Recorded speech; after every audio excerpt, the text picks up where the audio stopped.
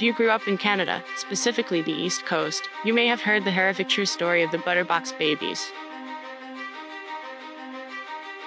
From the 1920s to the 1940s, in East Chester, Nova Scotia, William and Lila Young operated the Ideal Maternity Home. Although they were charged for numerous crimes, the entire truth of the horrors that happened there were not known till much later. The Ideal Maternity Home offered maternity care and discreet birthing and placement for children of unwed mothers, which at the time was heavily frowned upon by the highly religious society.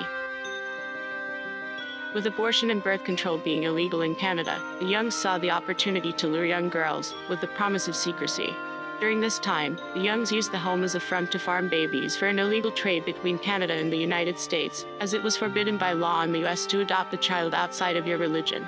Desperate people would travel to Canada to purchase these black market adoptions, paying prices up to $10,000. Those were the lucky ones.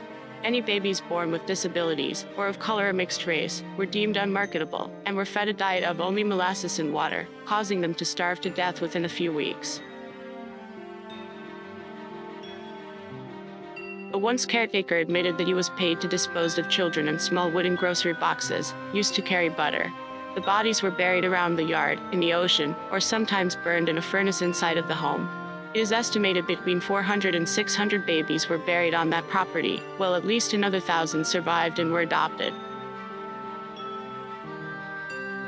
In 1998, CBS did a story on Don Davis, a survivor of the Ideal Maternity Home. This man discovers a deep, dark secret. He finds out he's one of the babies who survived Canada's Butterbox scandal. Drew Griffin has the exclusive story.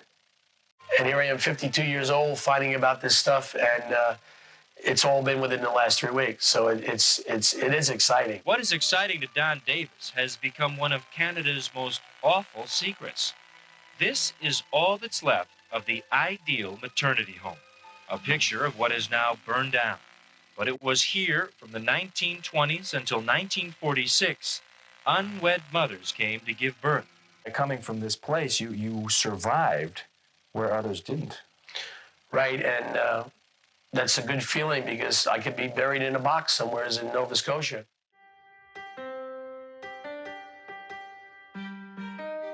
In 2012, two survivors, Eileen Seifer Steinhauer and Reva Barnett-Saya, met with 40 other adoptees in Nova Scotia, in honor of the hundreds of children who were murdered in one of the darkest moments in Canadian history.